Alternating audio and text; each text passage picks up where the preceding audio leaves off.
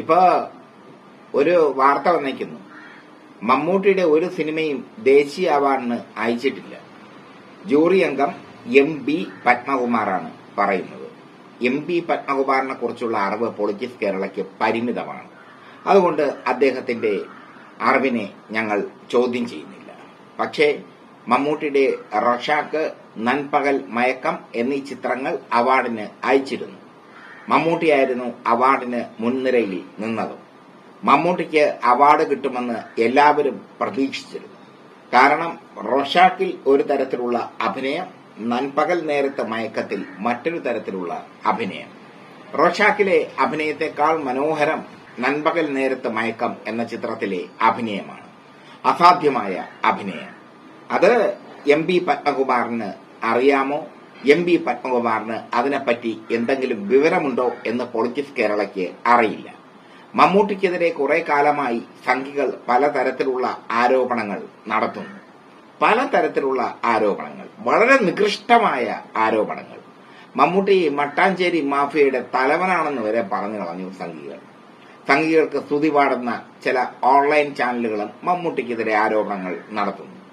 അതുകൊണ്ട് തന്നെ ഇത്തവണത്തെ ദേശീയ അവാർഡ് മമ്മൂട്ടിക്ക് കിട്ടില്ല എന്ന് പൊളിറ്റിക്സ് കേരള പ്രതീക്ഷിച്ചിരുന്നു.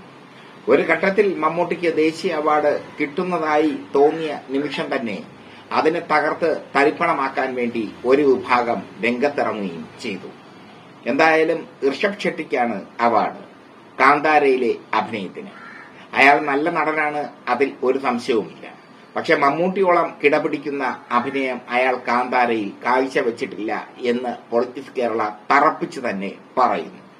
രണ്ടുപേരുടെയും അഭിനയത്തിന്റെ സൂക്ഷ്മതലങ്ങൾ പരിശോധിച്ചാൽ കാന്താരയിൽ അമിത അഭിനയത്തിന്റെ ഒരുപാട് രേണുക്കൾ കാണാൻ കഴിയും. അമിത അഭിനയം എന്തെന്ന് ഈ പറഞ്ഞ MP പത്മകുമാറിന് മനസ്സിലാവുമല്ലോ. നിങ്ങൾ സംഘികൾ എല്ലാവരും കൂടെ ഒരുമിച്ചിരുന്ന് ഒരു അവാർഡങ്ങ് തീരുമാനിച്ചു. മമ്മൂട്ടിക്ക് കൊടുക്കണ്ട എന്ന് നിങ്ങൾ തീരുമാനിച്ചു. ഋഷഭ് ഷെട്ടിക്ക് അവാർഡ് കിട്ടി. ഋഷഭ് ഷെട്ടിയെ പൊളിറ്റിക്സ് കേരള അഭിനന്ദിക്കുന്നു. പക്ഷേ മമ്മൂട്ടിക്കെതിരെ നിരന്തരമായി കുറെ കാലമായി സംഘികൾ വലിയ വലിയ ആക്രമണങ്ങൾ നടത്തുകയാണ്. മമ്മൂട്ടിയുടെ ടർബോ എന്ന സിനിമ റിലീസായാൽ സംഘികൾ തടയും എന്നൊക്കെ പറഞ്ഞിരുന്നു. കേരളത്തിലെ ജനങ്ങൾ ഒരുമിച്ച് കയറിയാണ് ടർബോ കണ്ടത്. എന്തായാലും ടർബോ വലിയ വിജയമായി മാറി. മമ്മൂട്ടി ഇന്ത്യൻ സിനിമയിലെ മഹാരഥനായി നിൽക്കുകയും ചെയ്യുന്നു. ഈ അവാർഡ് കിട്ടിയാലും കിട്ടിയില്ലെങ്കിലും മമ്മൂട്ടിക്ക് ഒരു കോപ്പുമില്ല. അതാദ്യം MP പത്മകുമാർ മനസ്സിലാക്കണം. ഈ അവാർഡ് കിട്ടിയില്ലെങ്കിൽ മമ്മൂട്ടിയുടെ മഹത്വം ഉയരത്തേയുള്ളൂ. മമ്മൂട്ടി ഓരോ ദിവസവും അഭിനയത്തെ പരീക്ഷിച്ചുകൊണ്ടിരിക്കുന്ന നടനാണ്. ഈ 73-ാം വയസ്സിലും അദ്ദേഹം അഭിനയത്തെ പരീക്ഷിക്കുന്നു.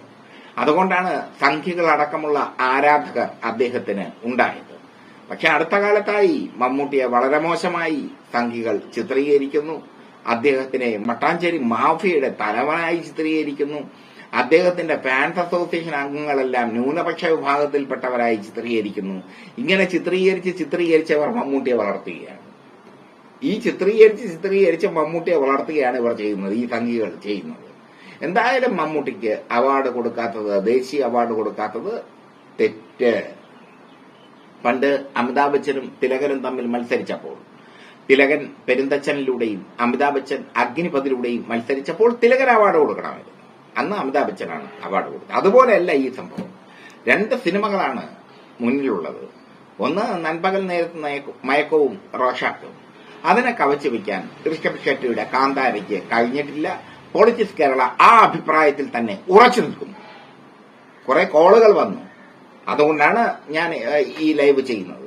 കുറെ കോളുകൾ വന്നു, മമ്മൂട്ടി എന്ത് ചെയ്തു, മറ്റേത് മറിച്ച് ചെയ്തു, അത് ചെയ്തു, ഇത് ചെയ്തു എന്നൊക്കെ പറഞ്ഞ് കുറെ കോളുകൾ എനിക്ക് വന്നു. ഉറച്ചു നിൽക്കുന്നു, ഈ അവാർഡ് അട്ടിമറിച്ചതാണ്. ഋഷഭ് ഷെട്ടിക്ക് അവാർഡ് കിട്ടാനുള്ള ഒരു യോഗ്യതയുമില്ല. മമ്മൂട്ടിക്കാണ് ഇത്തവണത്തെ അവാർഡ് കൊടുക്കേണ്ടത്. പക്ഷെ നിങ്ങൾ കൊടുക്കില്ല. കാരണം നിങ്ങൾ സംഘികളാണ്. മതത്തിന്റെയും വർഗത്തിന്റെയും ജാതിയുടെയും നിറത്തിന്റെയും പേരിൽ ജനങ്ങളെ ഭിന്നിപ്പിക്കുന്ന സംഘികൾ.